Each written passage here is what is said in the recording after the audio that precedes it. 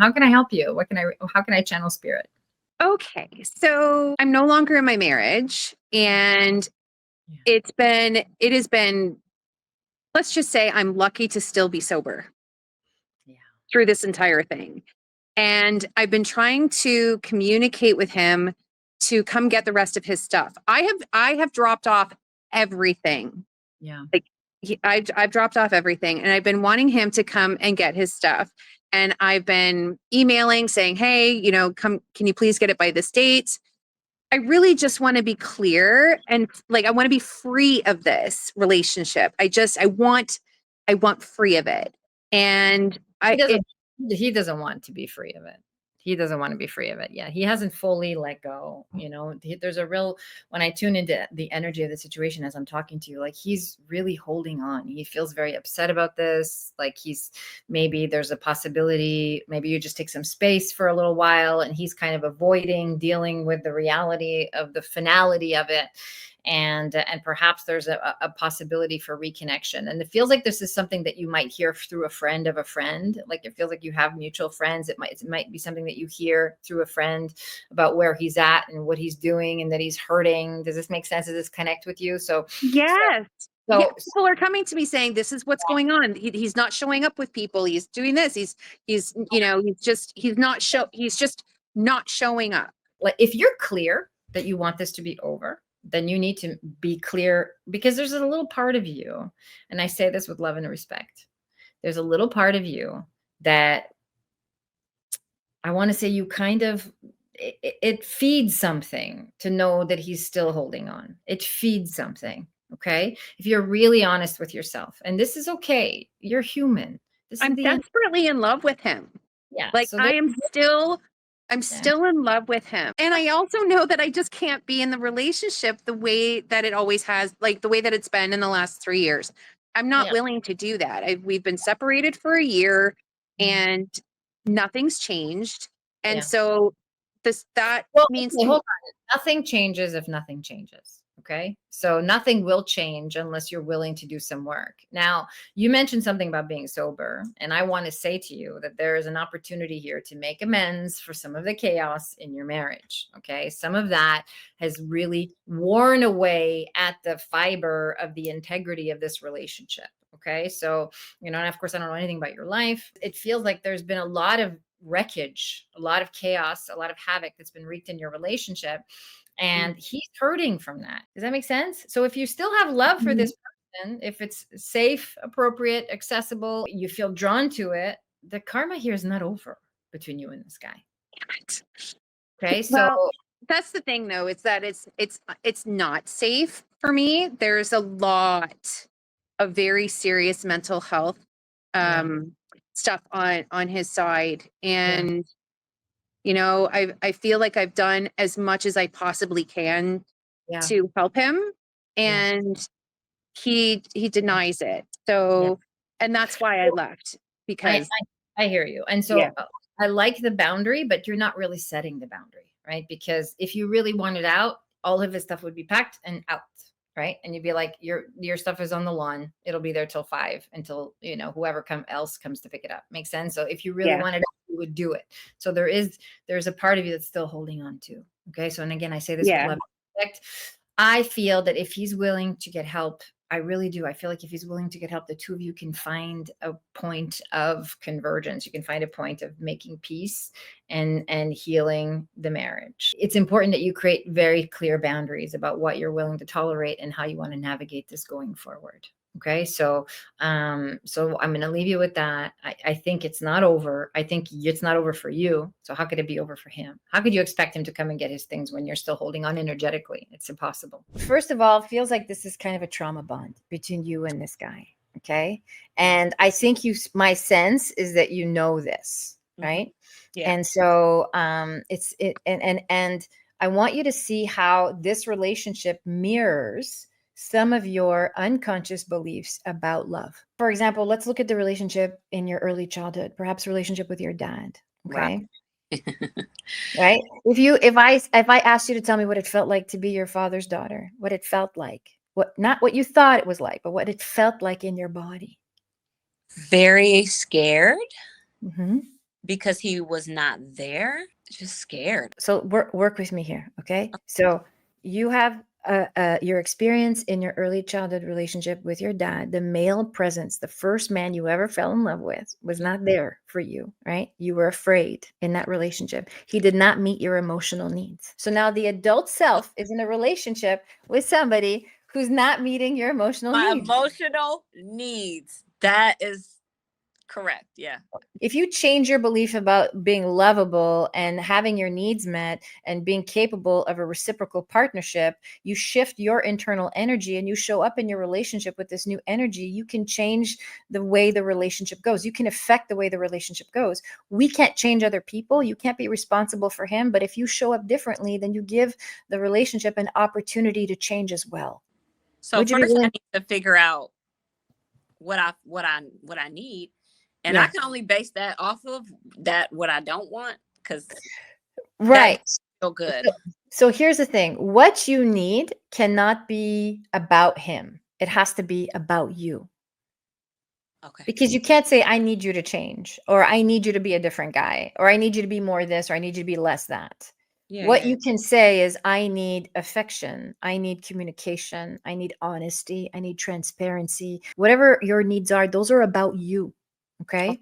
And when I don't have these needs met, I feel sad. I feel lonely. I feel disconnected. I feel frustrated in our relationship.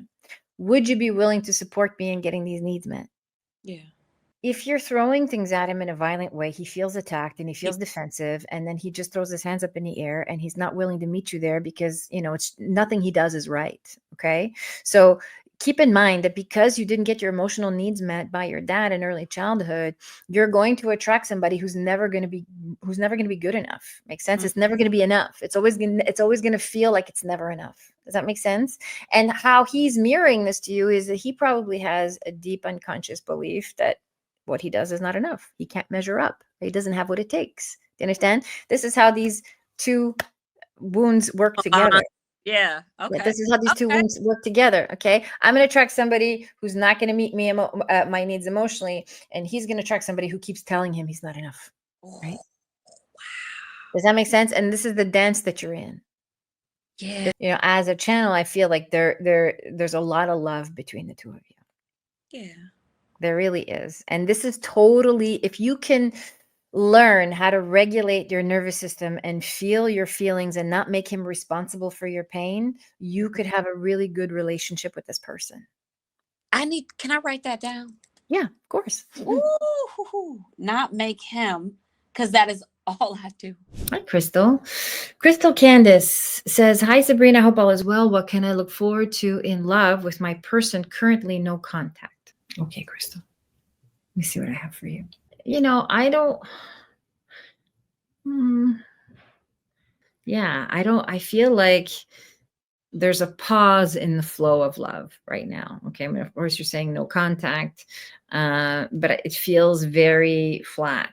Okay. So, like, it's almost like a flat line, is what I'm seeing. The thing that's coming through is sort of this fear of commitment, like the not wanting to fully and be invested, not wanting to fully be on board with the unfolding of this relationship. I want to say, and I say this with love and respect, I'm trying to be delicate here because I know this can be painful. I love to give good news. And of course, I'm committed to offering the truth, especially when you ask me.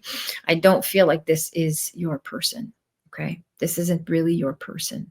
This is a person that you've attached yourself to, that perhaps you have fondness with or memories with. Perhaps there's a relationship that you hoped for. And that's really what you're letting go of, is the idea or the dream of what you thought this relationship was going to be, which it never actually materialized. And I talk about this a lot too. I talk about raising our standard because from a frequency perspective, we're always attracting that which is going to mirror back to us areas where we could love ourselves more, how we could love ourselves more, areas where we're really not loving ourselves fully. We were together for 6 years. Yeah, I know it's a lot of fondness, a lot of memories. I get it. I feel it. But, I don't see a future unless this other person is willing to do a ton of work to meet you back there, which I don't feel. I feel like there's a part of you that has fully outgrown this dynamic too. If you're really honest with yourself, you're really outgrown this dynamic. I would advise you very softly, very, with love and respect, always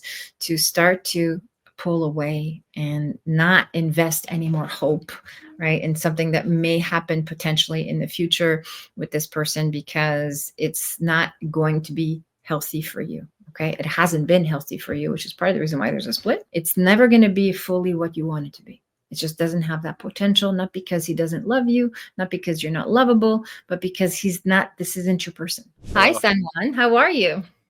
I'm doing okay. I'm doing Yeah, okay. you're doing okay. Good. How can I help you? This has been a very, very tough journey. Mhm. My twin flame, like, I don't know what's going on, but, well, I know what's going on. She's like, Running. yeah, and Yeah. she did spell work on me on April 13th, and I don't know if she's envious of my energy, but I've been doing the work my entire life path. I've been doing the work. I've been doing the meditation. She decided to do spell work on me, block my crown chakra or try to block it. So my strength to source hasn't been as strong as it normally is. My sacral energy has been feeling drained, and it feels like people are feeding off of my energy every day. Mhm. Yeah. It's been a very tough life path. It's like I always have obstacles in every part of my journey. It's like I never can just be and live a normal life. Yeah. So Okay, so now here's where you get to choose, right? So here's where you get to choose, because now as you're talking, I'm hearing a lot of like, victim energy, a lot of, and I say this with love and respect. Like this is especially during this Lionsgate portal, this is all about personal sovereignty and courage and choosing and empowerment. Like, what do I really want in my life? And so I would advise you, first of all, like, I feel this relationship with this person has been kind of on and off and on and off and back and forth, and it feels very sort of unstable and volatile. So the first thing I would do is set a very clear boundary. Okay. This is not a relationship where, she is fully self-responsible. It seems like she's not being fully self-responsible with what she needs and what she wants and how she's willing to show up. So if I were you, I would take stock of how you feel and your experience and really unplug from this energy. Okay. You get to choose how your life is going to go.